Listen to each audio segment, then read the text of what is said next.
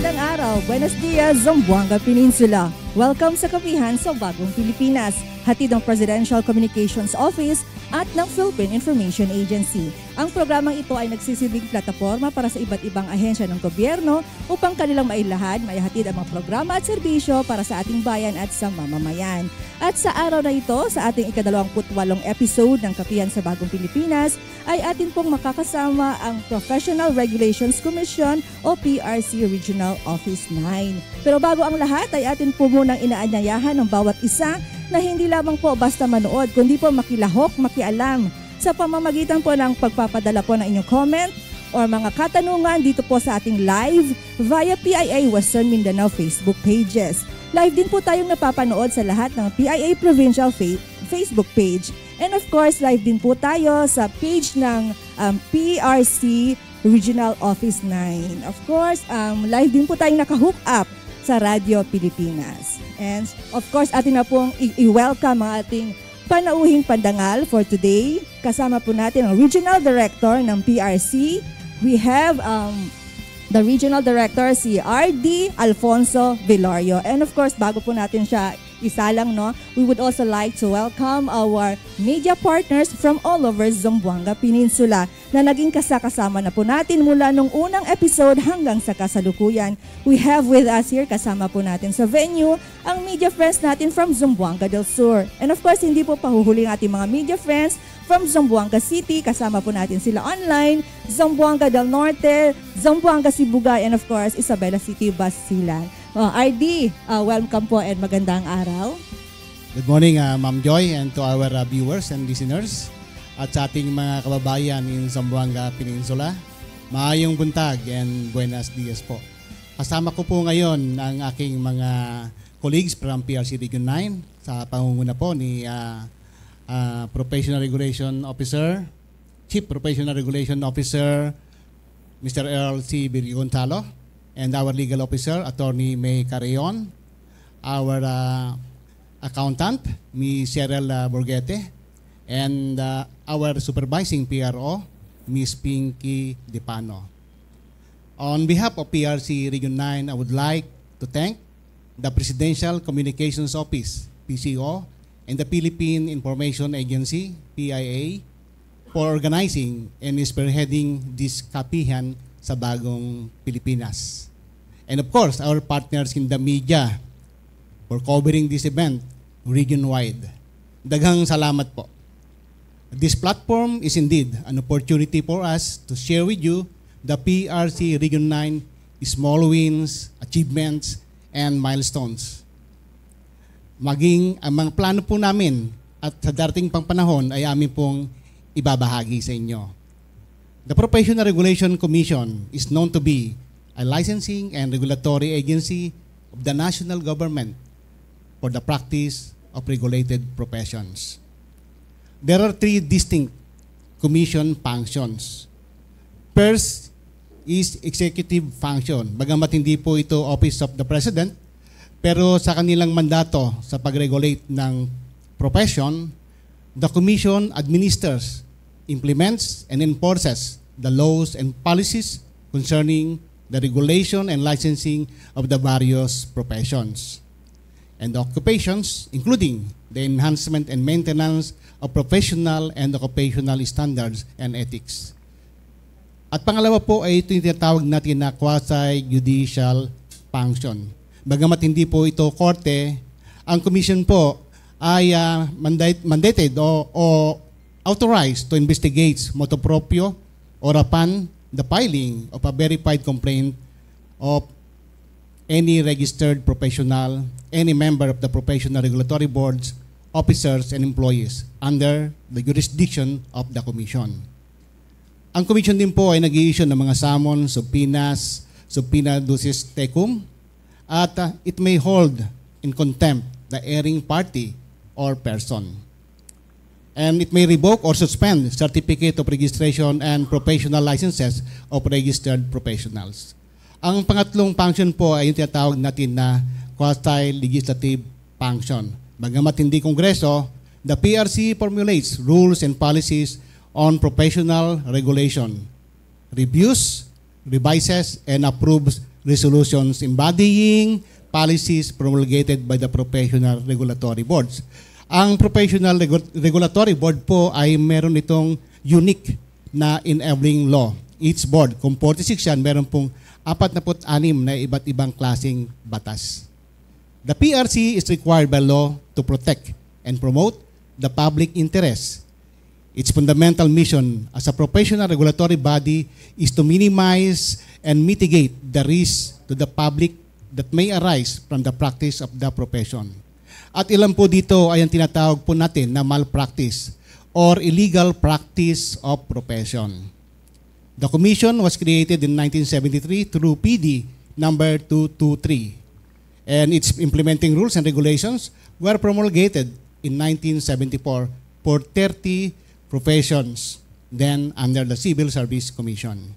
In the year 2000, the PRC Modernization Act was enacted, and in 2006, the PRC was placed under the administrative supervision of Department of Labor and Employment as one of their attached agencies. The functions of the PRC have evolved since its inception to be more responsive to the current needs of our nation, particularly of Filipino professionals. At present, there are 46 professional regulatory boards under the administrative supervision of the Commission. The PRC Region 9 is one of the frontline offices of the Commission for the implementation of its programs and projects here in Zamboanga Peninsula area. And some of them are the Licensure, Registration, and Examination System, or yung tinatawag po natin na LERIS. It provides applicants with online processing, payment, and appointment at their convenience for application for exam, certification, initial registration, oath taking, renewal of professional identification card, duplicate professional ID and certificate of registration, petition for correction of entries data, and petition for change of status due to marriage. Meron din po tayong verification online kung saan mabe-verify po natin ang mga rating ng mga successful examinees at mabe-verify po natin ang lisensya ng registered professional online. Ito po ay isang paraan upang bago po tayo mag-hire ng services ng ating mga professional ay malalaman natin kaagad kung sila nga ay lehitimo na nakarehistro to practice their profession. Meron din po tayong project na tinatawag nating Continuing Professional Development Accreditation System kung saan ay pinabibilis po natin ang pag-accredit ng mga programs, training programs online. This is an online system that will fast-track the application and approval of CPD providers and programs. This system will lessen the duration of processing accreditation of applications. This will provide easier access to the approved CPD programs, improve their technological resource, and enable the providers to comply and submit their attendance electronically. Professionals can also view approved CPD providers and programs. Meron din po tayong tinatawag na Computer-Based Licensure Examination or CBLE. This is one of the flagship programs of the Commission. This is a complete computerization of the licensure examination kung saan ay upo ang isang examinee, walang daladala kundi yung kanyang lapis o ballpen, and then mag-exam siya through computer, lahat ng answer nandoon na, input na doon, and after the exam, mapapabilis po ang release ng kanilang result. The PRC Region 9 po in Pagadian City is all set and now ready for this modality and will be hopefully administering the conduct of the CBLE in Pagadian City next year. This seamless system guarantees integrity in the conduct of different licensure examinations. Meron din po tayong regular conduct of mobile services. This is to bring PRC services closer to the people, such as professionals, would-be professionals, and those who are hiring the services of our professionals. And then the virtual oath-taking, ito pong platform na ito ay na-initiate o na-enhance noong pandemic. This is to facilitate those passers who may not afford to attend the face-to-face mass oath-taking ceremonies because of financial or geographical difficulties. Ang oath-taking po ay isang napakahalagang activity before the practice of profession. Meron din po tayong conduct of Special Professional Licensure Examination or SPLE. Ito po ay ginagawa sa abroad. The PRC Region 9, together with other regions, sends their delegates for the special licensure examinations in foreign countries, mostly in the Middle East. This is in support of our overseas Filipino workers who want to upgrade their career by acquiring professional eligibility. And then, meron din tayong foreign mobile service. This is to help our overseas Filipino professionals to get their credentials by providing a one-step shop for PRC services in their area. And then, upholding, ito po yung pinaka-importante, upholding the integrity of licensure examination. This is the foremost reason why we regulate the practice of the profession. We have to ensure that only qualified and competent individuals are being certificated and issued PRC licenses. This is in collaboration with private and other government agencies.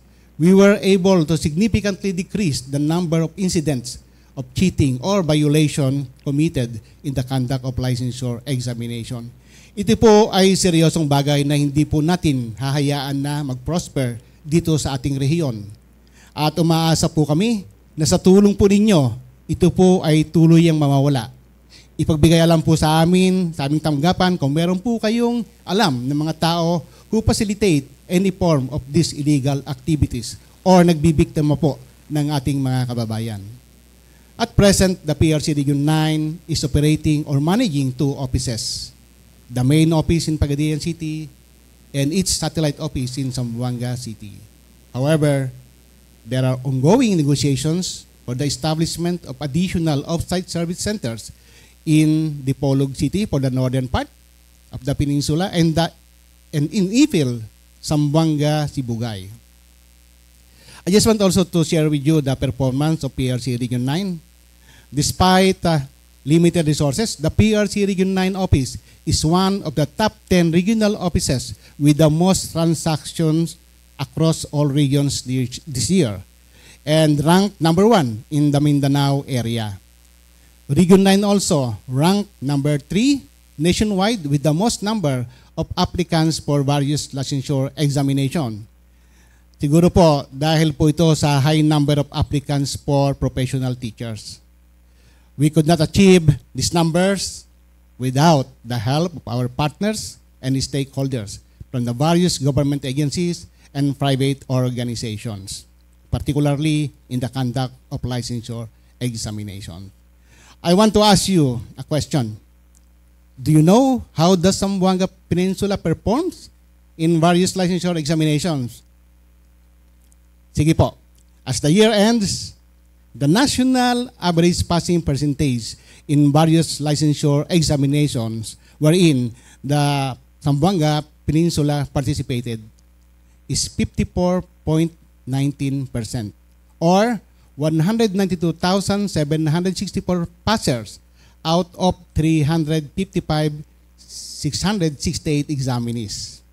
And in Region 9, as venue of various licensure examinations, we have 42.87% or 10,819 passers out of 25,237 takers.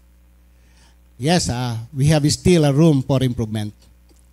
And at this juncture, allow us to present the PRC Region 9 in action video.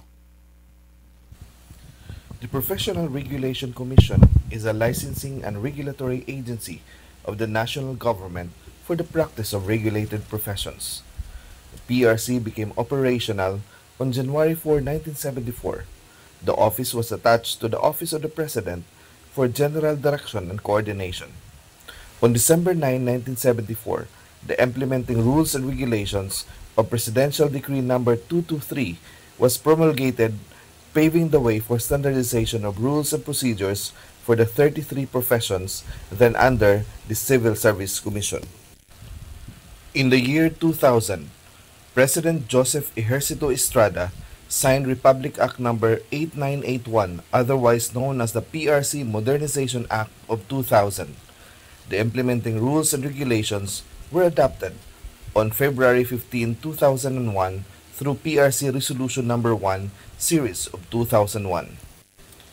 In the fulfillment of its legal mandate, the PRC performs two important functions: to conduct and administer licensure examinations to aspiring professionals, and to regulate and supervise the practice of profession exercised in partnership with the 46 professional regulatory boards in the fields of health, business, education, social sciences, engineering, and technology. PRC is guided by its vision and mission in the implementation of its mandate. Guided by the Commission's vision and mission, PRC Regional Office 9 pioneered the creation of Room Watchers Accreditation Program designed to safeguard the integrity of the conduct of the licensure examinations in the region. Through the Licensure and Registration Division, the region has forged collaborative partnerships with local stakeholders to vitalize the administration of all licensure examinations. Pagadian Testing Center is able to conduct an average of 30 licensure examinations for different professions in the past years, and Zamboanga Satellite Office has an average of 41 licensure examinations. Keeping up with the globalized landscape, PRC Regional Office 9 had successfully prepared for the administration of computer-based licensure examination. For 2025, the region is now capable of conducting computer-based licensure examination for a maximum of 120 examinees. It has ultimately impacted the means to better manage escalating cost of conducting the customary pen and paper licensure exams. The region has also implemented the Mobile Services Program covering the northernmost point of Zamboanga Peninsula and areas in Bangsamoro Autonomous Region in Muslim Mindanao. This has mirrored the agency's commitment to continually serve the people even in far-flung areas. The region has also successfully conducted oath-taking ceremonies of different professions, both online and face-to-face modalities. As mandated to cover regulatory responsibility, PRC-9 had consistently conducted inspections and monitoring activities of higher education institutions, establishments, and laboratories.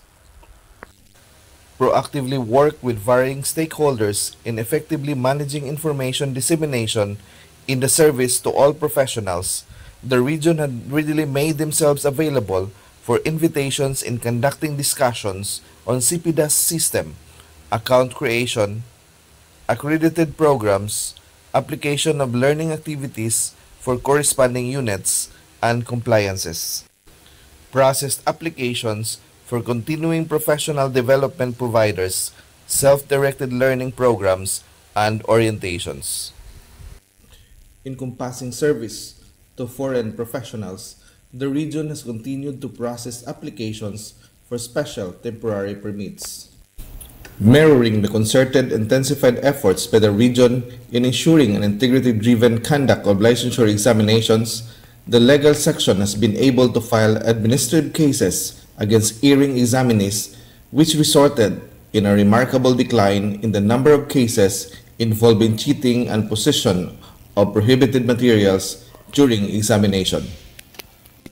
Year 2024 has been marked with an astounding milestone regionally.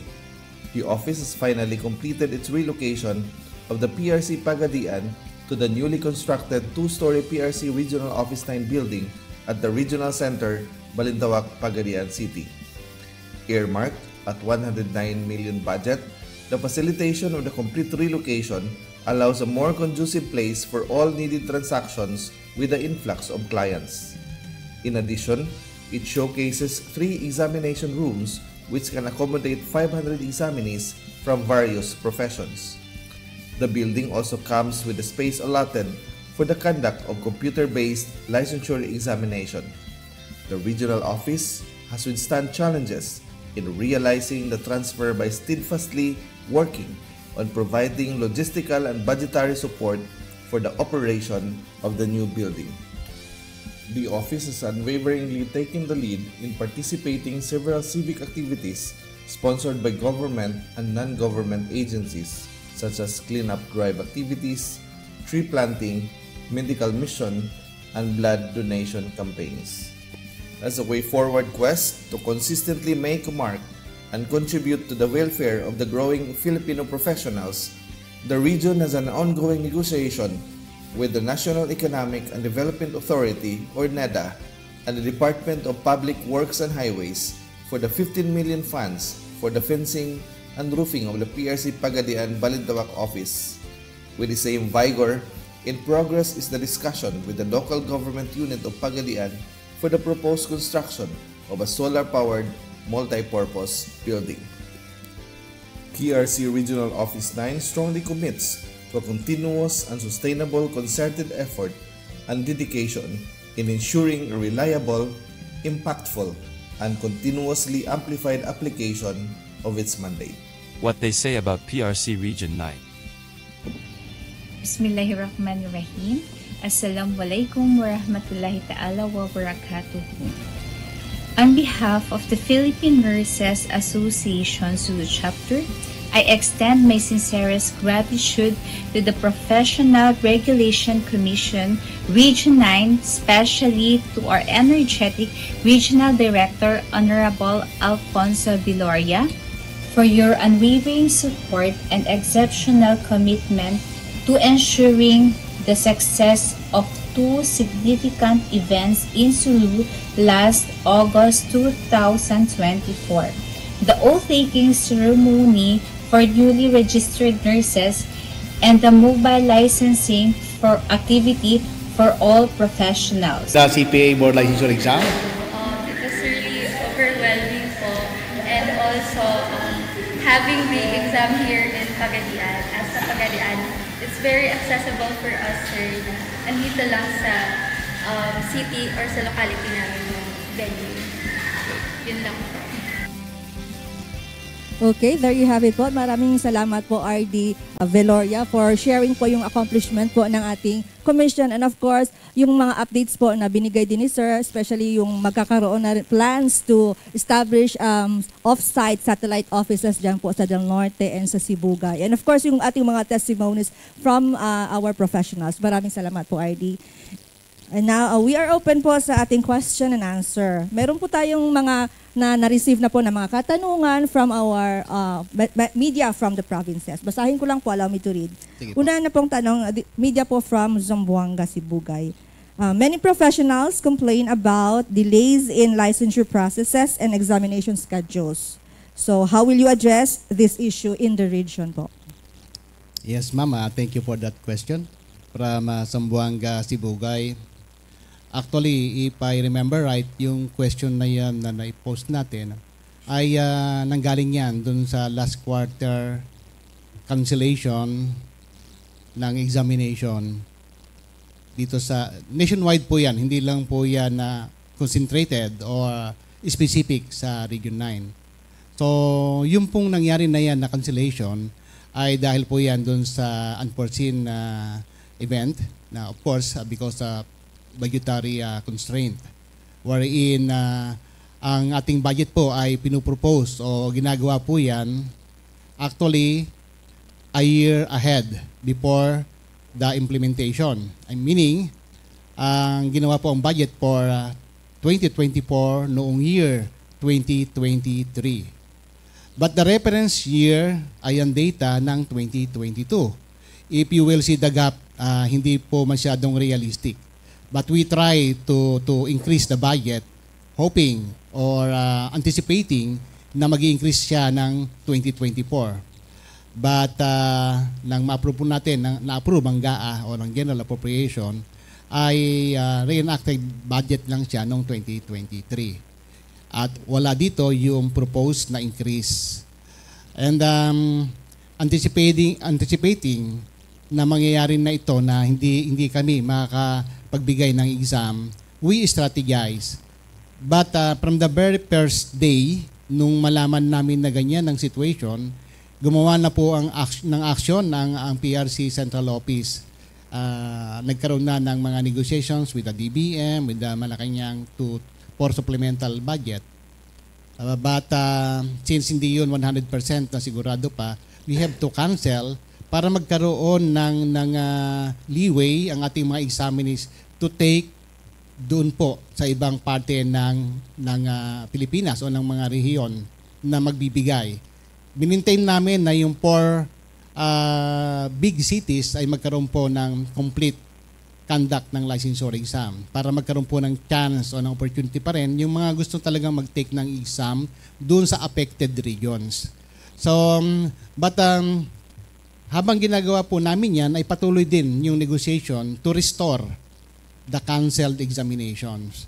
And then, dumating po. And fortunately, nag-grant yung request, nagkaroon ng supplemental budget o contingent fund, and then nirestore po namin yung exam. But some of the exams na na-cancel na, siguro 1 or 2 yon, ay maliliit lang naman po yon. But the big exams ay hindi na po tiniloy na kinancel.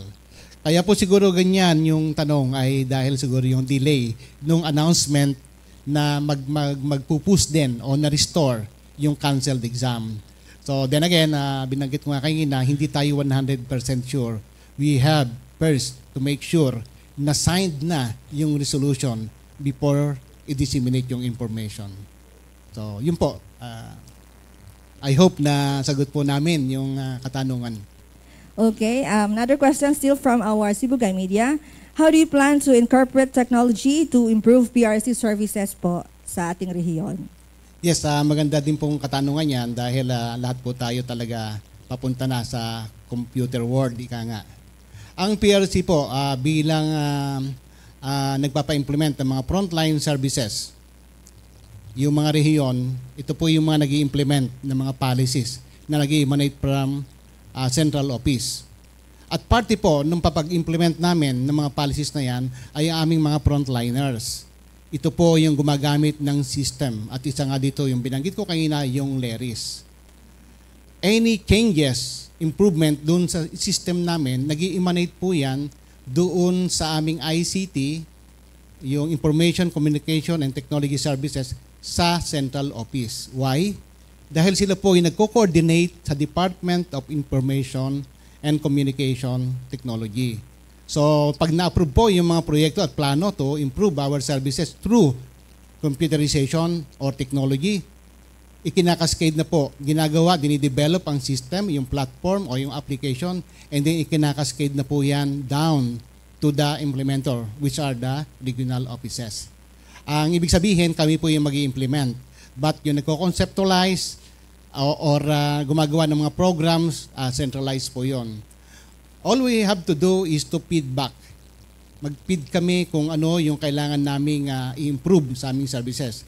That's why we need yung feedback from our stakeholders for us to further improve our services. Lalong na po doon sa parte na meron tayong gagamitin na technology. Okay. The next question, ito po galing po sa media natin from Zamboanga City. Although nabanggit nyo na kanina yung ating mga yung LERIS, yung technology natin na incorporate natin sa PRC services, tanong niya po is minsan matagal po ang pila doon daw po sa opisina ninyo dito sa Zamboanga. Other plans po to expand online services doon sa ating mga licensure and renewal processes. Yun kanina po. Yes, again, isang magandang question. But thank you for this opportunity for us to explain. Actually po, kung ating susundin yung tinatawag natin na LERIS, yung online appointment, ay hindi po ganoon kadami yung pila. Kasi we guaranteed na yung number of applicants na pupunta, na kumuha ng appointment within that day ay aming masaserve at may issue kung naman kailangan nilang dokumento sa PRC. But there are times na hindi po natin nakukontrol yung environment or the situation. Ano-ano po yung mga intervening factors dito? Like po yung ating electricity, like yung signals, which is lahat po tayo nagdidepende na tayo ngayon sa internet. Yun po yung nagkakaroon ng pagkakataon na saka yung tinatawag natin na fluctuation sa ating kuryente. So madalas po yun talaga na experience hindi lang po dun sa Zamboanga maging dito sa Pagadian. At yun po yung nagkakos ng disruption sa aming process. And then hindi namin natatapos, pababalikin namin the following day, nagdodoble na yung number of applicants. So, but we made sure na lahat po naman yun ay masiserve namin. And we do extra mile for that. So, then again, siguro kung lahat yan ay magiging stable, ay magiging seamless na po yung ating transaction. Okay. Thank you po. Next question naman po ay galing po sa ating media from Basilan. How does the PRC ensure continuous professional development or yung CPD po requirements na relevant po siya and align po sa present job market? Yeah, magandang question po yan. And we have here our CPD person. Mapalad po tayo dahil kasama po natin sila. Magbibigay po siya ng detalyadong sagot para po sa inyong katanungan. And at this juncture, may I ask Ms. Pinky Dipano, our Supervising Professional Regulation Officer for CPD. Okay, Ma'am Pinky, go ahead po. Diyan po yung mic sa baba. Question. With regard as to how PRC would see that all seminars and trainings conducted will be aligned with the present market or situation, per profession po, meron po tayong CPD Council. Ang composition po ng CPD Council, coming from the professional regulatory boards, meron po din from the academe, and meron din po from the industry. So, sila po yung technical working group or sila po yung mga bihasa. Once nag-a-apply ang isang a CPD provider, they will be applying for programs and programs. They see to it na prior to the approval of it, they will all scrutinize all relevant requirements being requested from the applicants to submit. So sila rin po ang nag-a-approve kung ilang points ang ibibigay nila po. So magkakaiba po yun. So kung meron po tayong 46 regulated professions under PRC, bawat professions po ay may kanya-kanyang council. So respective professions, merong respective CPD councils po. Ganun po yung the evaluation and up to the approval kung ano po ang seminars and programs that will be conducted by the accredited CPD programs po. Thank you. Okay, si RD may gusto idagdag. May gusto lang akong idagdag yung sinabi ni Ma'am Pinky. Tama po si Ma'am Pinky na medyo complex itong implementation ng CPD dahil meron tayong 46 professions, may kanya-kanya itong competency na pinag-aaralan. Kaya nga very ito yung mga nagiging highlights ng mga maraming discussion. And gusto lang din namin paalam na ang aming pong opisina ay open po for invitation to give you clarification or additional information regarding the implementation of CPD. Knowing na hindi po pare-parehas ang mga profession, meron kanya-kanyang association po ito na pwede ninyong lapitan at makipag-communicate sa amin kung kailangan po pa ninyo ng additional information. Okay, thank you so much. Another question po, galing naman po ito sa media from Zamboanga del Norte. For those in the older generation, older generation talaga, before the establishment, bago daw na-establish yung LERIS, is their data automatically transferring or yung nag-digitize ng they have to make it an account themselves? Parang ano to? Oo. Before daw yung LERIS, meron po ba daw mga data automatically transferred or digitized na po ba? Or do they have to make an account themselves? Una po, maraming salamat dun sa question na yan. Although kasama yata ako sa henerasyon na yon. But ang totoo po niyan ay ang central office namin through our ICT at ang aming iba-ibang division sa central office, ay meron na pong mga programs o proyekto na ginawa tungkol dyan. Inumpisahan na po nila yung digitization ng mga ratings and digitization ng mga registry cards at ongoing po yung proseso na yon. But ang problema po kasi natin dyan is yung mga matatagal na mga documents na hindi naman in-input sa ating mga database. Dito medyo nagtatagal. But continuous naman yan yung proseso. In fact, sa party po, again, 46 profession, yung ating digitize. And yung PRC ay meron lang ilang tao nagagawa doon. So, bagamat ganon, ay ang professional teacher po ay isa sa mga nauna na digitize. I think ang 1990s yata na kuhan na nila. And other professions ay 2006 pababa ay hindi pa. But continuous po yun. And ang masasabi ko lang po doon sa mga gusto na under all generation na gusto nilang ma-update yung kanilang information, you have to go to PRC para ma-single out namin yung proseso para po sa inyo. Para ma-update na po yung inyong database. In connection lang dun sa mga older generation, yung mga professionals po natin na halimbawa gusto na nag-retire na, ayaw na nilang i-practice yung kanilang profession, do they still need to renew their PRC license or IDs nila? Siguro po, pagkakataon na rin ito para magbigay tayo ng konting clarification. Ano ba talaga yung professional identification card? Yung professional identification card po, hindi po yan yung inyong lisensya. Yan po ay pagpapatunay na kayo ay rehistradong doktor o nurse. So meron kayong ipapakita, yung pangalan nyo, andun yung inyong mga information as a registered professional. Meaning, isa lang po ito na parang ID natin. Valid ID. Ano po yung epekto niyan kung hindi ma-renew? Kung hindi po ito ma-renew, hindi po kayo makonsider na in good standing. Kasi yung renewal po ay part ng regulatory function ng PRC. Napupunta ka, makikita ka.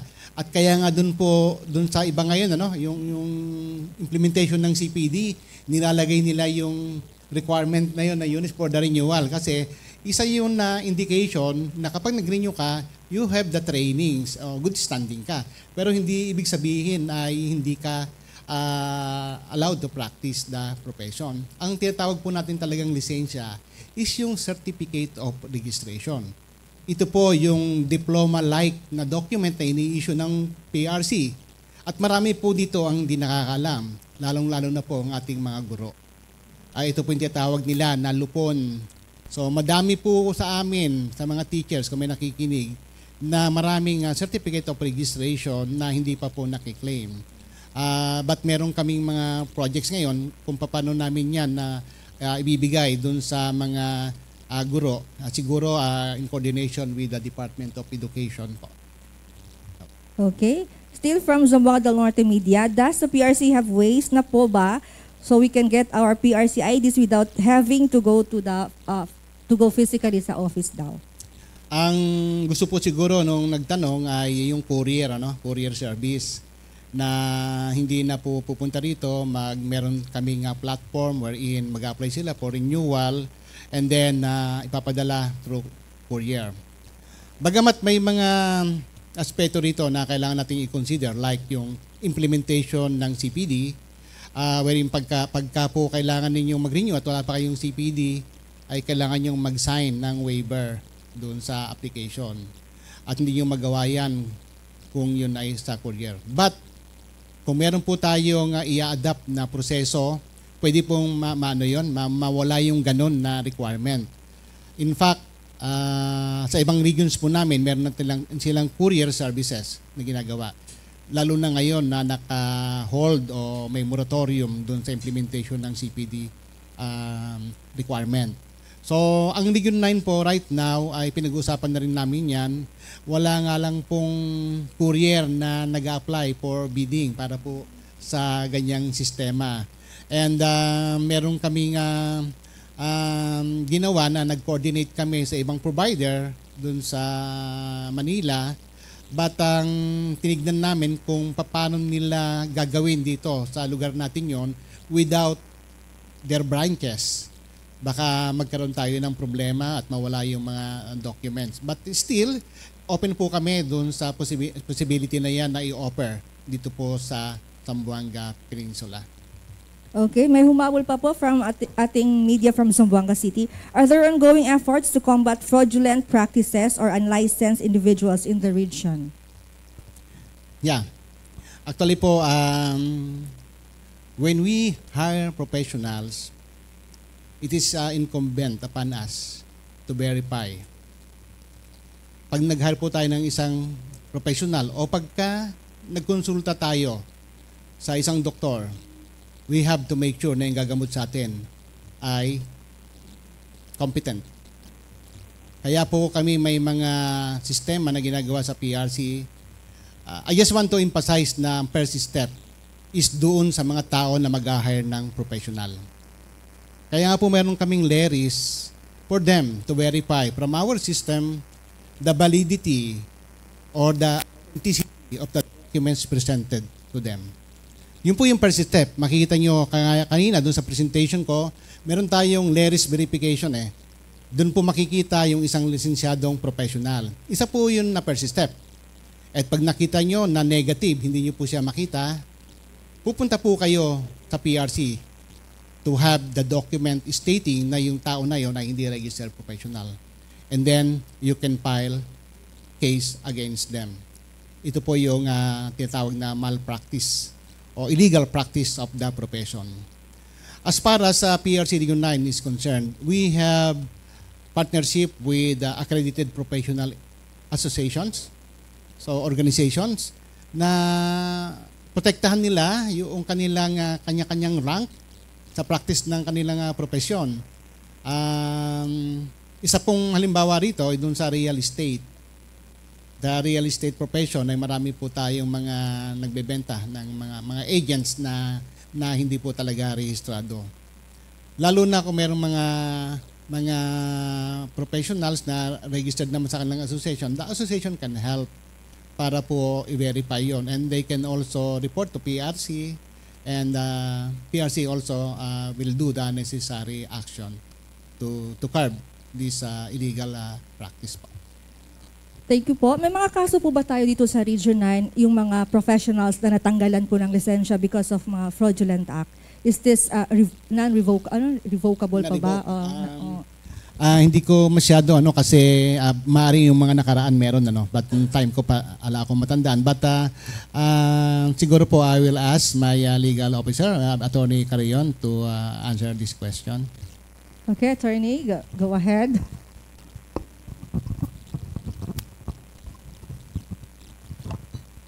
Attorney Ariol. Morning po to all those who are present here, and of course to our viewers and listeners over our media platforms. Good morning. So far po, during my stay with the PRC, we do not have cases of professionals whose license were already revoked, but we have cases where the penalty meted was reprimand or suspension of the professional license, but revocation that entails a very grave offense for the license of the professionals to be revoked. So, thank you. Yun lang po. Okay, that's good. At least wala tayong mga professionals na natanggalan ng lisensya. Another question po from Media Zamboanga del Norte. May deadline po ba ang pagkuha ng PRC ID? 2 years ago na kasi ako when I passed the licensure exam, pero hindi niya pa daw nakukuha yung kanyang ID. Baka naman matagalan, expired na, sir. Medyo hindi po clear kasi yung kanyang question, yung information. Ang sabi niya kasi 2 years ago when he or she passed the licensure examination, medyo hindi po clear kung nag-oath siya before the board. Kasi again, ulitin ko, yung mga bagong pasa po sa board exam, hindi po kayo makapag-practice ng inyong profession. Meaning, hindi kayo may issuean ng inyong mga lisensya o PRC ID without taking the oath first before the Professional Regulatory Board. Isa po ito sa main requirement to practice your profession once na nagkapasa kayo sa inyong exam. Kung siya naman po ay na-issuehan noon at nagkaroon siya ng initial card, PRC ID, nung time na yon, kung 2 years ago siya, na sinasabi niya kasi nakapasa, hindi pa po expired. Kasi 3 years yung validity. Oh, pag pinatagal niya pa yun, baka mag-expire na. Yes, pero dun sa tanong po niya, I assume na hindi pa siya nakaregister. So, for him or for her to register, kailangan niyo munang mag-oath before the board. Meron po kami, kaya dito po pumapasok yung aming programa na virtual o online oath-taking po. Special oath-taking po dun sa mga hindi nakasama sa mass oath-taking. Pwede po siyang mag-register. And kung gusto niya malaman pa ibang detalye, bumisita lang po siya doon o tumawag po sa aming opisina po. Okay, thank you. The region has significant number of professionals daw po working abroad or overseas. What programs or policies do you have to support OFWs in updating their PRC credentials? Yung mga nasa Filipino working OFWs po natin. So ano pong particular yung kanyang Ano po daw yung mga programa or policies po na meron na in place para po masuportaan po natin yung ating mga OFWs to update yung kanilang PRC credentials? Okay po. Salamat sa question na yan at ito ay isang opportunity sa amin din po para maibahagi namin yung aming bagong programa. Ito po yung foreign mobile services. 2 beses na po yata ito na ginawa. Just recently ay nagpunta po ang PRC delegation sa Australia and then sa Japan. Ang gawin lang po natin, magiging annual activity na po ito ng PRC wherein nagpa-participate ang various regional offices. At meron pong binabalangkas ngayon na guidelines for that, and isa po yata dito yung request doon sa Filipino community kung saang area.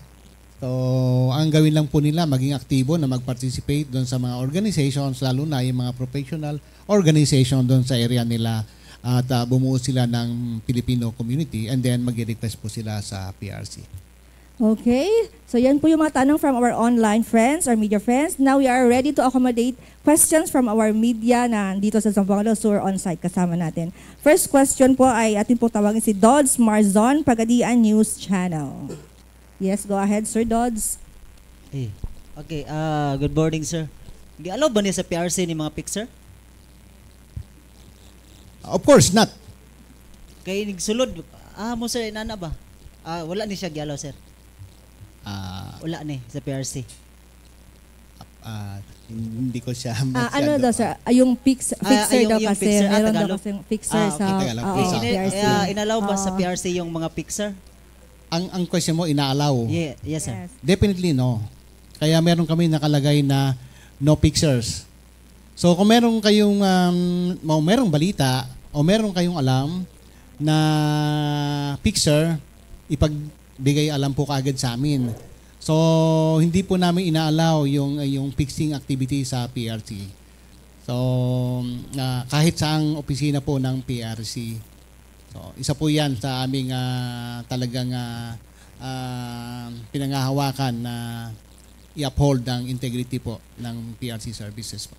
Okay, aside sa implementing agencies, sir, like mga kaning uniform personnel, police, marami pong naloloko na magbayad ng pera para sa license. So, anong aksyon ng PRC dito, sir?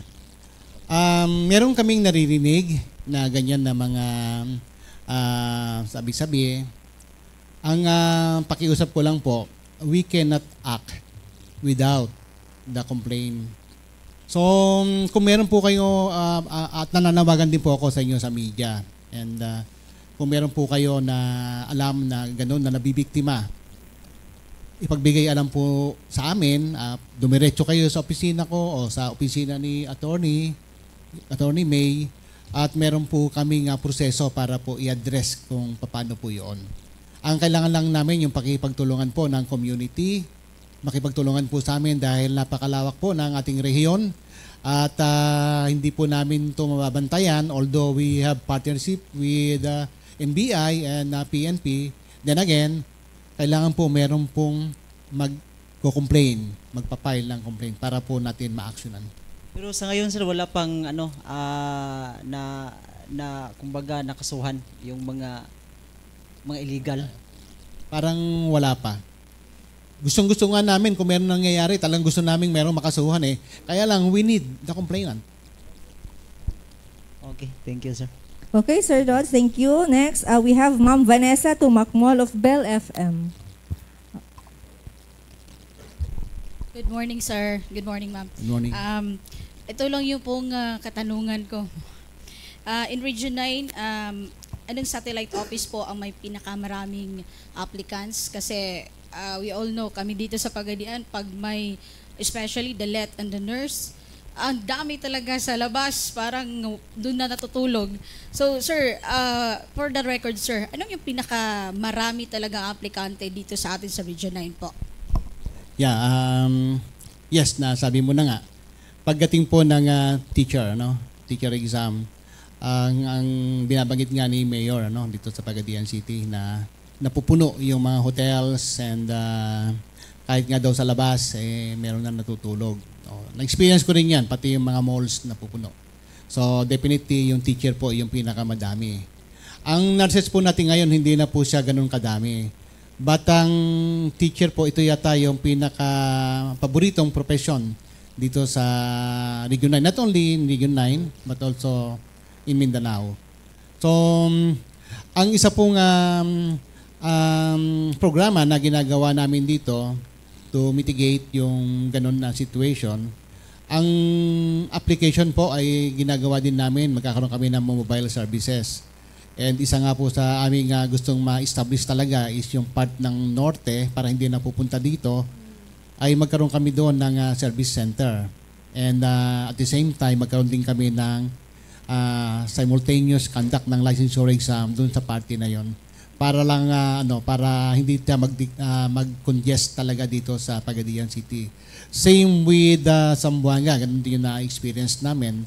Sa part naman ng Zamboanga, ang marami kasing dumadagsa sa amin dito is yung from Berm sa islands, which is hindi naman officially hindi siya sakop ng Region 9. But hindi naman namin pwede na hindi sila i-accommodate.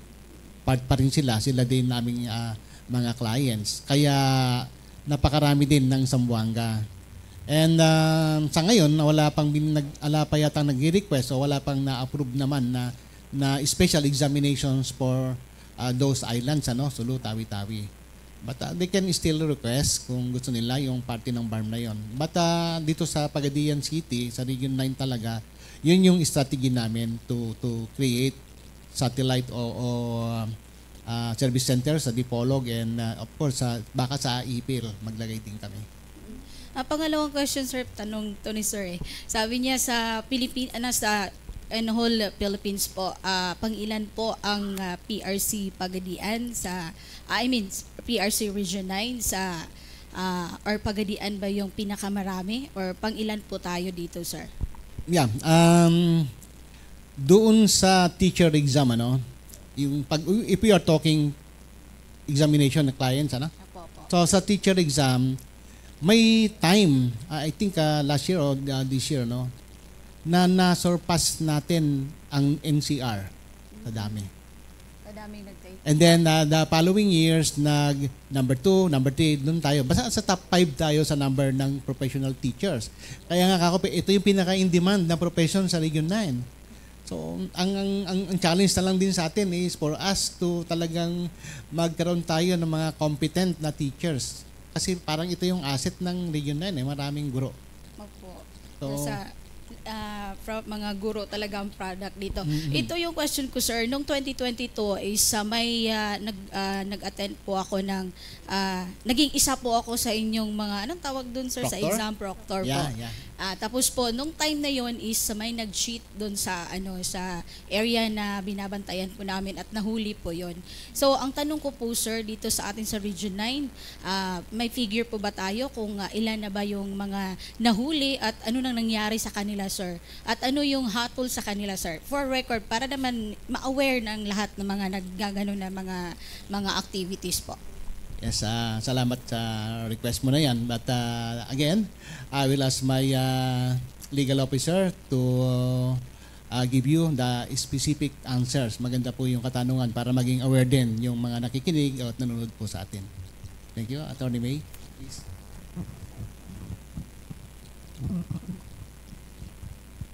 Go ahead, Attorney. Good morning po ulit.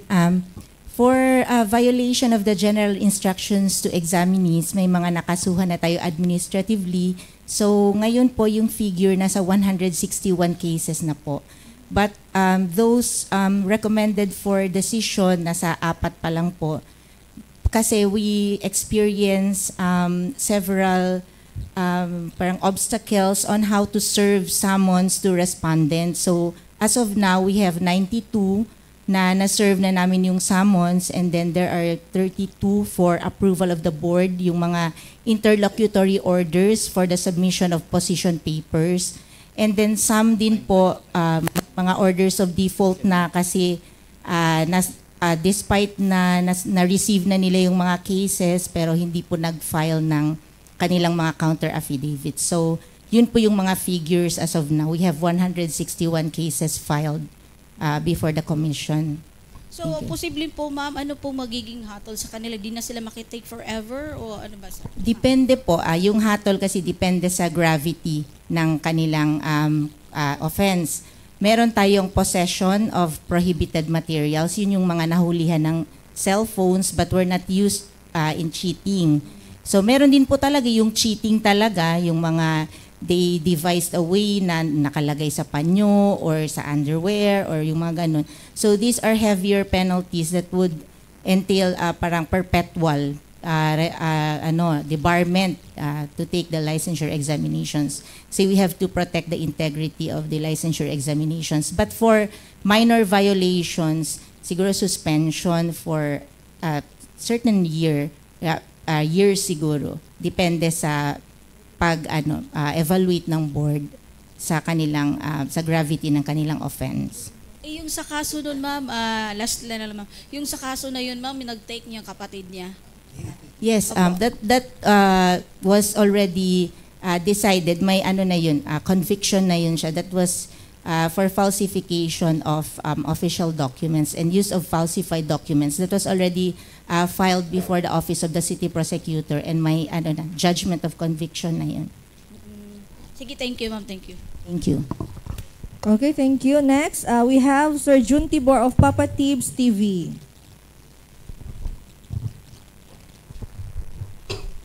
Good morning, ma'am. Good morning, sir. And good morning, classmates.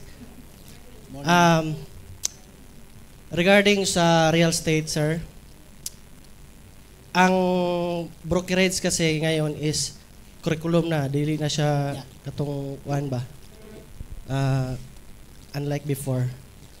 And then regarding sa mga real estate brokers, sir, nga nagahimo gihapon og kanang gamay ra mangod ang para sa mga real estate broker kasi, sir, gamay ra ang 5% for them, no? Tagalog, sorry. Sige. Sige, mahirapan tayo nito sa kalisod siguro, ano? Sige. Okay, sir. Ganito kasi, sir. Okay lang yan kasi tinakdan din ako magsalita ng Tagalog sa Maynila. Yung mga real estate broker kasi natin, sir, hindi nila parang kunti, maliit lang sa kanila yung 5%. Kaya yung iba, hindi natin maiwasan na may gumagawa ng mga above or mga jack up, yung ganyan. So, how do you assist the real estate broker, sir? Kasi mahal na yung gasto ngayon kasi curriculum na, unlike before na maliit lang. So, gusto din nila ng malaki yung margin. So, how do you assist, sir? PRC, sir? Ang gusto ng real estate broker, mas malaki yung percentage ng commission. Kasi marami din sila babayaran, sir. May mga Yes, I understand. For your information, real estate broker kasi ako. Yes, oo. So, yung 5% ay 5 to 6% kasi ang pwede yan. But take note, you have your own salesperson. You are allowed to have 20 salesperson na agent under your wings as real estate broker. So, ilan yung magkatrabaho para sa iyo? 20. So, same sir, So, before 20. I just want to emphasize na ang sinasabi kasi ay medyo maliit yung 5%. Para sa isang medyo hindi masyadong gumagalaw na broker yon. Pero dun sa masipag na broker at masipag din siya na mag-supervise ng kanyang mga ahente, malaki yon. Kaya nga maraming yumayaman na real estate broker. So, yung naman nagbibigay ng inyong percentage ng inyong commission, depende na rin kasi yan dun sa negotiation nyo with the seller. So, as the broker. But of course, isa lang yung kinukuhanan nyo ng commission pwede kasi na mangyari na yung din buyer magbigay sa'yo. But doon sa as professional sa practice ng inyong profession, you have to be transparent both sa tingin ng buyer at ng seller. So, yun. And of course, naintindihan ko naman na tumataas ang bilihin and you want to increase your commission. And siguro isa itong issue na pwede niyong erase sa inyong mga associations at ipaabot ito doon sa mga bumabalangkas ng mga batas para po sa inyong profesyon. Kasama na diyan yung Professional Regulatory Board. Kasi sir, before 20, tapos ngayon curriculum na 20 pa rin. So tapos yung percentage is the same lang. So maganda siguro pag maabot sa yung sinasabi mo sir, no? Yeah, para matutukan, para magbigyan pansin din. Ang tanong ko lang, meron ba kayo ditong accredited professional organization sa real estate? Parang wala ata sir, wala pa ako na mga ano lang sir. Siguro mag-organize kayo o magtanong kayo doon sa mga iba din na mga broker. Broker ka ba o broker nagtanong? Hindi ako broker sir. Yes, nag-aaral ako ng brokerage pero yeah. Hindi ko tinapos para first isa year lang. Yung maganda na makipag-coordinate doon sa mga accredited associations para yung mga hinaing natin, yung mga kailangan natin na baguhin ay ma-erase din nila doon sa mga tamang tao. So, ang sa tingin ko doon sa question nyo kasi ay kailangan na magkaroon na ng adjustment doon sa legal na pagkuha ng commission o pagbigay ng commission para sa ating mga real estate practitioners. So, isa po 'yon. Ang try po ninyo if they can organize yung nagtanong or they can ask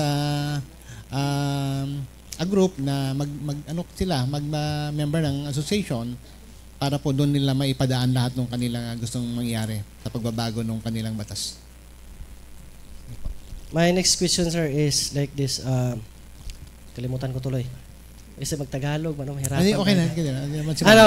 Ang sunod kong question sir is, ano po ba yung function ng PRC doon sa GMC 01 Joint Memorandum Circular Number 1 Series of 2021? Ano po ba yung function ng PRC doon sir? Tama ba yun? Parang i-google ko muna yung binanggit mo. Hindi, specific yung kasi, ano. Lahat kasi ng mga real estate practitioners, pag once na magpa-accredit, dadaan kasi sa PRC bago papasok sa DSOD. So, kasi yung GMC 01 Series of 2021 sir is kasi yan, parang anti-illegal practitioner sa real estate ba? Under din siya sa law. So, ano po yung function ng PRC kasi doon sa sa GMC, yes. Illegal practice. Yes, anti-illegal practice. Yes, ang function ng PRC is for us to verify kung siya nga ay lisensyadong practitioner, kagaya ng ibang profesyon. So, if ever na negative siya, na hindi siya talaga rehistrado, So, yung kagaya ng explain kanina ni Attorney May na iniimbestigahan niya yung illegal practice ng profession. At ang PRC nagpa-participate diyan for giving them the necessary verification. Usually, pinapile yata ito sa NBI, tama, Attorney May, ano? Kasi hindi siya makasuhan sa PRC ng administrative because hindi pa siya registered professionals. Hindi pa siya registered professional. So, yun ang pagkakaiba pagka-rehistrado at nagkaroon siya ng naging pabaya sa kanyang trabaho bilang professional, meron siyang administrative case sa PRC.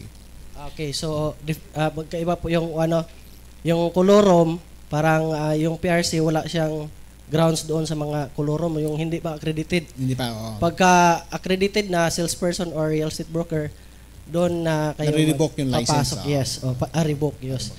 So, sir, my question is about the LIRES, sir, ba? Kasi lagi sinasabi nyo kanina yung LIRES. So, what particular website, sir, na pwede natin sabihin sa mga manonood, sir, na yung particular website to verify the professionals kung legit ba or hindi? Kasi yes, may website kasi yan. Ang pupuntahan lang talaga yung PRC website, prc.gov.ph, and doon magpa-pop up na doon kung ano yung mga gusto mong services na i-avail. So, i-click mo lang yung lalabas na. Like for example, verification of professional license, may provision doon na you have to just click kung may link ng pupuntahan yan. prc.gov.ph lang po. So, I'd like also to answer, verify if may kasi may website na yung lires.com. Yun kasi yung is it legit or legit ba siya for the verification of the professional, sir? Yung lires.com, sir? Hindi ko siya masabi na legit yan, no? Kasi baka mamaya may gumagawa na kino-course lang nila yung link doon sa prc.gov.ph. Kasi nakatry kasi ako mag-search sa LIRES, yung mga real estate broker, tinignan ko, tapos mga civil engineers. Nandun naman, yung sinasabi nila na broker ako, so sinerge ko, mayroon din naman. Yung link siguro ang kinukuha nila. But again, meron kaming disclaimer kasi na yung inaalaw lang namin ng mga links na official ng PRC. So, other links o mga platform na ginagamit sa labas ay hindi kami accountable doon. So, kailangan talaga papasok nila doon sa sa official. Official. So, that's all for okay lang, sir. One last question. May mga professionals pa po tayo na PT or professional tambay yung meron na silang naka-take na sila ng board pero wala pa sila trabaho ba? How do you assess the sir, those professionals nga wala pa trabaho? Wala na? Yes. Passer. Oo. Pero naka-standby pa rin ba? So it depends. Passer na. Problema ng laser or naay other way nga matabangan po sila kay kining usay tapulan ba dokdokon usa ba na, sir? Dito, sir, mao to akong last question, sir, kung pwede ra po nimo tubagon or kuan. Thank you. I understand na kasi hindi lang naman dito yan, marami tayong mga professional ngayon na naka-standby. Gustong magtrabaho pero walang trabaho. So siguro ang problema na dito yung trabaho na dapat ibigay. But ang isang tambay, kasi dumaan din yung pagkakataon na naging tambay ako. Kung gusto ko naman magtrabaho, hindi ako mamimili ng trabaho. Kasi gusto ko mabuhay. At pag gano'n ang magiging magiging prinsipyo natin, siguro walang tambay. Mas lalago yung ating economy at yung ating community. Sa mindset. Sa mindset. Okay, maraming salamat, Sir June, our soon-to-be licensed real estate broker. And next, we have Sir J. Ofimo of Radio Bagting. Okay, hello sir, good morning. Sir, Morning. gusto ko lang pong magkaroon ng kalinawan tungkol po sa, kasi kanina po is nabanggit ninyo regarding po sa yung CPD units or CPD. Sir, gusto ko lang pong malaman, kailangan ba talaga na magkaroon ng CPD units bago makapag-renew ang inang lisensya, lalong-lalo na po sa mga guro? Sa batas po natin kailangan. Kaya nga po nag-issue ng resolution na moratorium ngayon para bigyan din ng pagkakataon yung mga wala pa. So right now, merong mga ongoing discussion regarding sa implementation ng CPD. And siguro, I will not preempt ang commission. Baka magkakaroon ng mga pagbabago dyan. Sir, paano po kung sakaling dahil pinapatupad na po yung CPD units bago po makapag-renew ng lisensya ang isang guro, paano po yung hindi nag-practice sa kanilang profession po, sir? Paano po yan? May libreng training ho ba? Yung ibibigay yung CPRC? O kailangan nila magbayad po? I feel you. Yes, para lang din sa clarification, ang CPD po ay parte ng paglago ng isang professional. Parte ito ng career growth, hindi naman career, yung competency growth ng isang professional. So, ibig sabihin, personal mong pangailangan yan kung isa kang professional. At kung gusto mong lumago sa inyong career, being a professional, you have to invest time, money, effort. Kasi parang ganun ito parang marketing strategy. Kung gusto mong mabili ka bilang isang professional, kailangan marami kang ikakabit na dekorasyon. Kung isang doktor ka, kailangan mo na kung ano-anong dagdag sa iyong pangalan. May mga ginagawa ito, may espesyalista, etc. etc. So, nagiging mas mabili sila. Ibig kong sabihin, investment on the part of professional. But paano naman kung hindi ganoon ang iyong gusto? At ang nakikita ko dito o napipil ko sa inyo, napipilitan kayo kahit hindi niyo naman siya gagamitin dahil kontento na kayo doon sa inyong profession.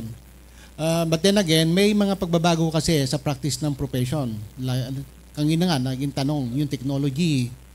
So, ang observation namin sa mga teachers, hindi sila ngayon masyadong techy, lalo na pagka nag-a-apply sa amin sa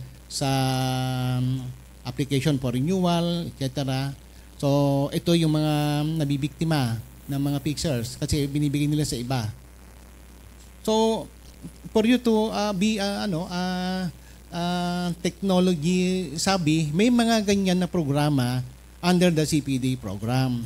So, yung nga lalo na yung mga kaparis namin na old generation, yung mukhang kailangan na namin humingi ng ganun na mga programa sa CPD dahil para ma-update din kami. So, it's a matter of choice sa atin. Kung kukuha ka, bakit ka kukuha? Para sa sarili mo yan Kung ayaw mo naman gusto mo, doon ka na lang. So, doon ka na lang din.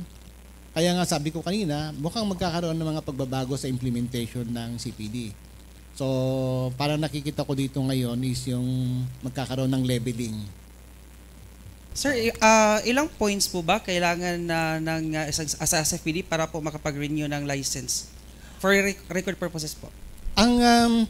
Although magkakaiba kasi yan ang 15 units yata ngayon ay inaalaw na. Inaalaw na nila para makapag-renew. But kagaya sinabi ko kanina, meron tayong moratorium, still, kahit hindi sila mag-submit, magpipirma ng promissory letter. Okay. Sir, sa ibang katanungan naman. Sir, congratulations dahil kayo po ay nakalipat na sa bagong opisina ninyo. Salamat. Okay po. So now, sir, akip mong katanungan ay ganito po. Nung kayo ay nandun pa sa C3, kitang-kita po sa lahat na yung mga matatawag natin dito na pumupunta sa inyong tanggapan para may iba't ibang transactions is problema is upuan. Nagiging kawawa yung mga aplikante or di kaya kung anong kinukuha nila kasi walang upuan. Sir, kumusta na po sa bagong tanggapan ninyo? May sapat na po bang upuan para po hindi po magiging kawawa yung mga aplikante po or mga Napakagandang katanungan po niyan at gustong-gusto ko yung tinanong ninyo. At sa pagkakataong ito, bibigyan ko po ng pagkakataon yung aking division chief na in charge sa upuan. Ay, sorry. Let's hear from Mr. Earl Villagonzalo.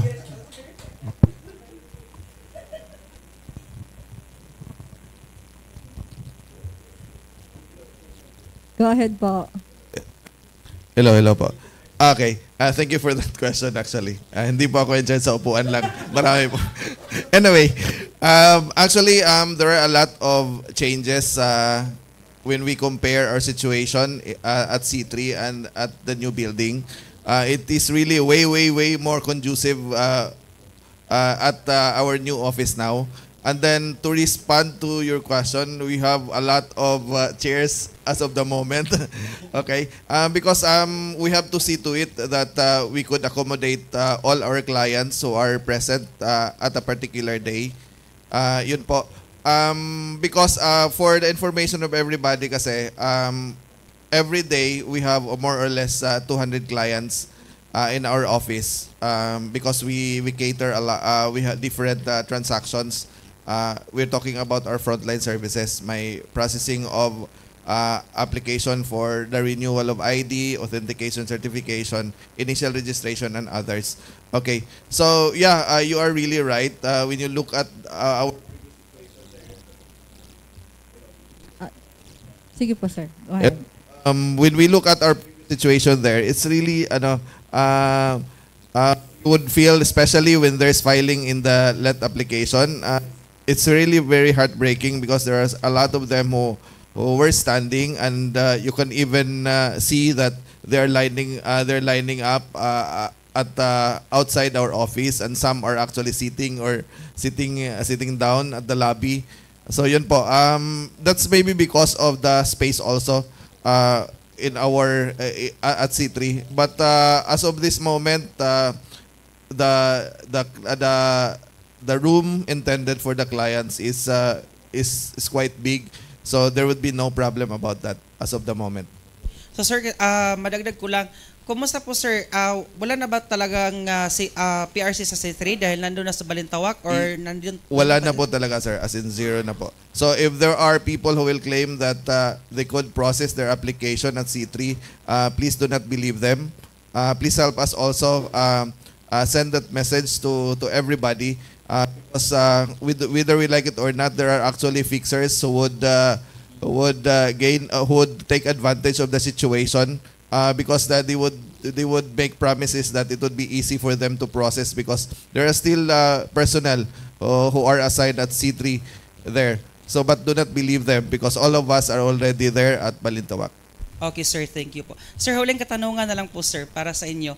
Sir, since po, nabanggit nyo kanina na yung bagong tanggapan ninyo is maka-accommodate ng 5,000 na examinees or yung gusto nga mag-take ng exam, board exam.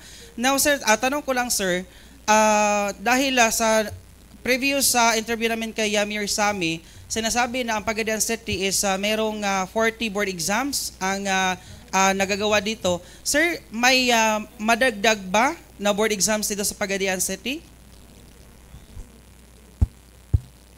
So first, I just want to correct, our building cannot accommodate 5,000 examinees at once. So, but ang nabanggit kanina ay can accommodate, I think, 500 examinees. 500. So, yung katanungan naman na kung merong madadagdag na exam dito, isa sa madadagdag is yung conduct ng computer-based licensure examination for selected professions. So, sa ngayon, yun po na madadagdag. But hopefully, dun sa calendar kasi natin ngayon, meron na tayong calendar for the 2025. So far, yun yung nadagdag, yung conduct ng computer-based licensure examination. Ang computer-based licensure examination kasi, we can also accept kahit yung wala sa calendar. But kasi simultaneous yan with other regions. Halimbawa, merong sanitary engineer exam, wala naman dito yon, but yun is true. computer-based licensure examination na yon.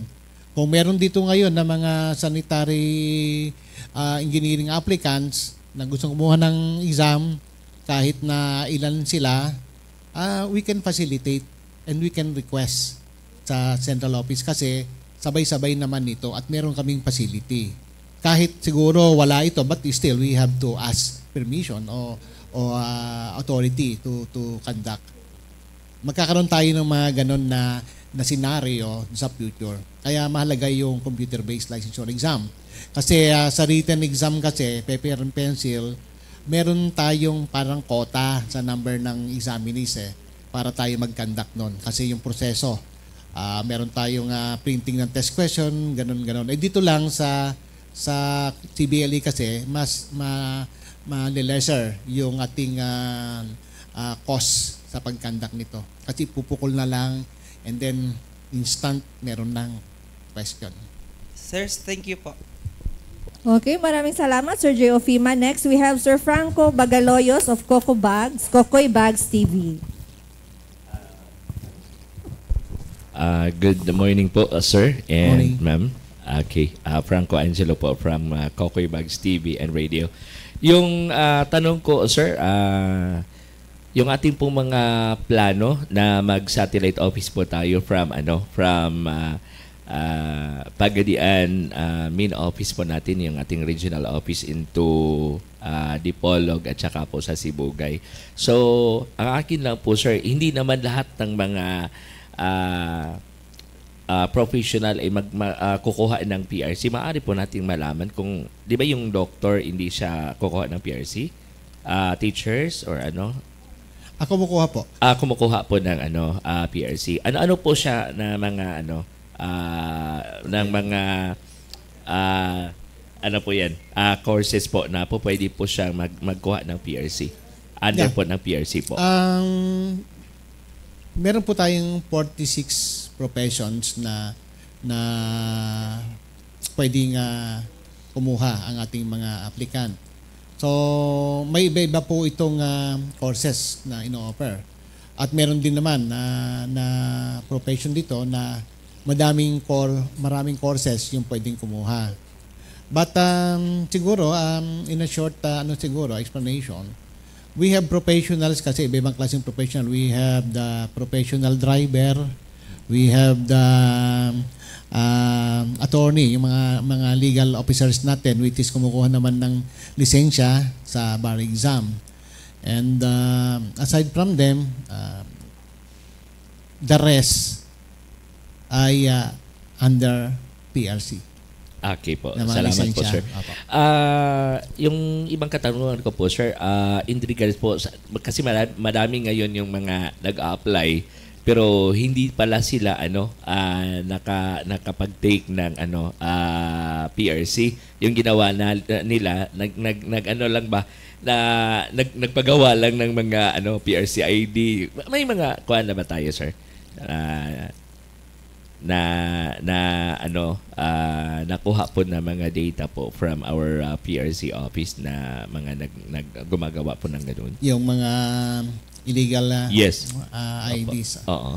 So, kagaya nga nung nabanggit namin kanina na kung merong may alam, kasi we do not know kung sino yun kasi unless na merong lalapit sa amin at magkasabi o magko-complain na merong illegal practice ng profession at sasabihin kung sino yon, papailan ng case. So, and so far, parang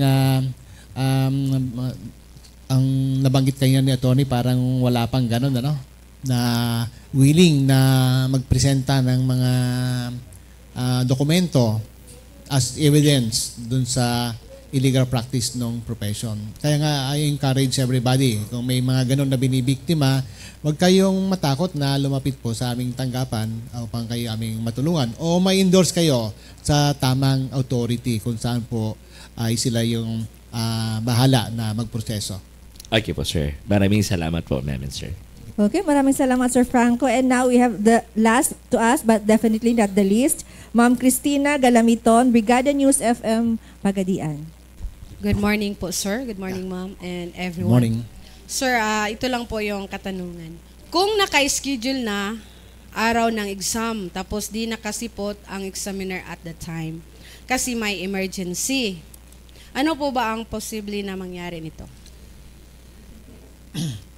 No, so of course, siyempre, pag hindi siya nakarating, hindi siya makakuha ng exam.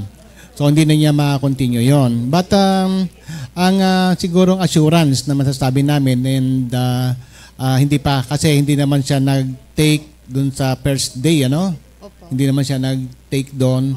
Malalagay po doon na absent siya. Kung meron po sanang emergency, they can inform our commission o our office para maalis sana siya sa room assignment para hindi siya maging absent. Ganun po kasi, pwede pa niyang gamitin yung binayaran niya. So, akibali, mabalik yung binayad niya, sir. Ang problema nga lang po kasi doon sa mga absent na examinees na wala namang ganun na kadahilanan o wala namang force majeure na nangyari, ay hindi po siya hindi siya allowed na magamit pa uli. Kasi may cost na po yung conduct ng exam.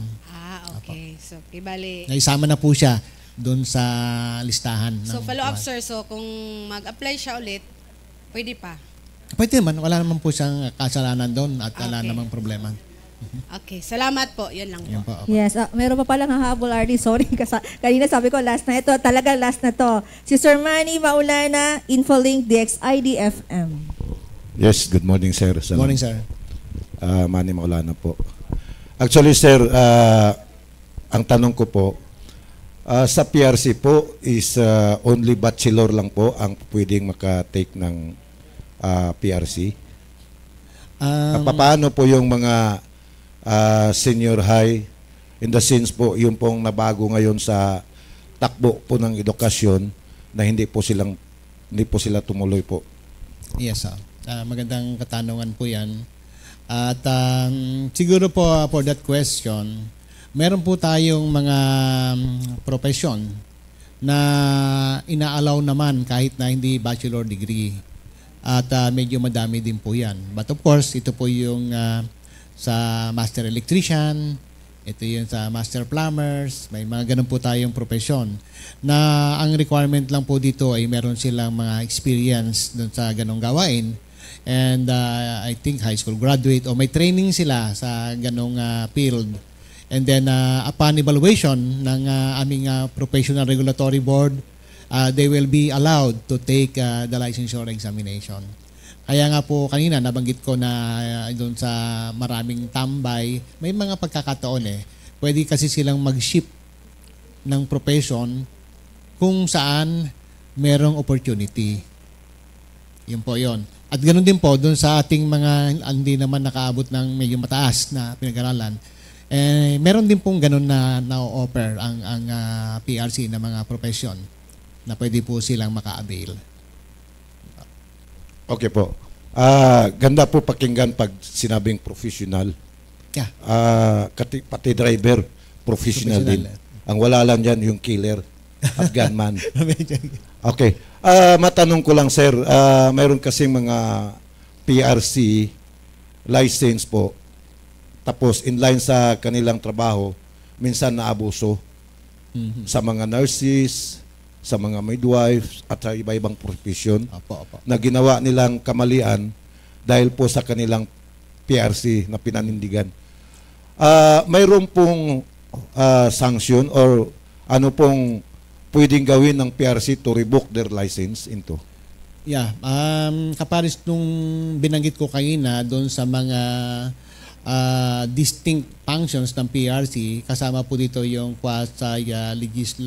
quasi-judicial function ng PRC, kung saan po yung mga erring professionals ay pwede po nating kasuhan. So meron po silang meron pong silang penalty na pwedeng ibigay sa kanila, punishment like revocation ng license nila or suspension. So ipapile lang po sa PRC kung mayroong mga reklamo, and then the PRC will also verify or evaluate the complaint. So kailangan lang po talaga mayroong magko-complain sa kanila. Okay, sir. Actually, naitanong na to.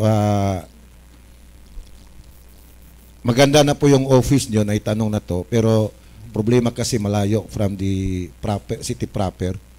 Balak ba ang PRC mag-provide ng bus sa mga client nyo into sa dami nila?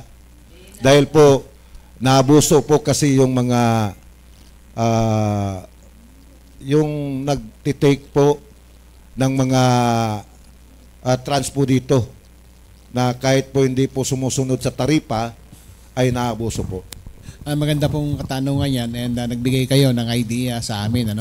But sa kasalukuyan po kasi na meron namang pinrovide ang local government, the city, ng shuttle for our transacting public. But bagamat meron yan, hindi rin siguro enough Lalo na pa magkakaroon ng tawag ito yung mga deadlines, mga ganyan. At isa po yan siguro sa pag-uusapan namin. And ang mga nakahanda namin na solution dyan is negotiate with Robinson Still po to put an off-site service center just to accept applications. And then pangalawa din po yun to ask the city na dagdagan yung ibibigay na shuttle para ma-accommodate naman yung mga pupunta sa amin. Okay, sir. Another query po, sir. Lagi pong dinig na dahil po sa technology nyo, yung sa online, minsan kasi nagsya-shutdown dahil po sa PLDT, palaging delayed po ang technology. Wala po bang any alternative na backup like Globe, Smart, or Dito na pwedeng mag-backup into para walang reason? Starlink. Yes, may ganyan din pong pag-uusap dahil na-experience talaga namin yan yung pag down ng system. But nung pinag-usapan namin yan sa opisina, yung possibility na magkakaroon kami ng dalawang provider and we will ask permission from the central office kasi sabi ko nga kayo na yung aming ICT is centralized and may mga security yan kasi protocol. But right now I hope meron nang na-drop na letter pero wala pang dumaan sa akin na ganun yung request, sir, na magkakaroon kami ng additional provider just to make sure na hindi madi-disrupt yung aming services. So meron na pong drop letter but hindi ko pa lang siya nabasa but last meeting nabanggit na po yun. Okay, thank you very much po, sir, at salamat po sa Regional Director po ng PI at least sa pagkakataon nagbigay po kayo ng update into. Sana po sa ulit maraming salamat din po. Salamat po sa Kang RD Idaga po. Thank you very much and God bless. Thank you po, thank you. Maraming salamat po, Sir Man, and of course sa lahat ng mga media sa inyong mga katanungan. Thank you so much. Before we end po, we would like to ask final message po from RD po, yung mensahe po. Well, thank you, Ma'am Joy. At siguro,